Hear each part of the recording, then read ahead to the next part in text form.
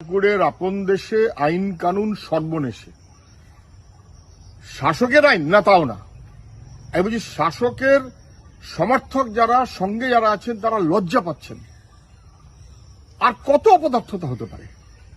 কার্যত স্পষ্ট হয়ে যাচ্ছে যে শুধু শাসকের আইন না, চাকরি চোরেদের আইন, চাকরি চোরেদের ব্যবস্থা, দুর্নীতিগ্রস্তদের ব্যবস্থা, এবং দুর্নীতিগ্রস্তদের রক্ষা করতে সরকার এতটাই মরিয়া যে যারা স্বচ্ছ এবং যোগ্য তাদের চাকরি কেড়ে নিচ্ছে।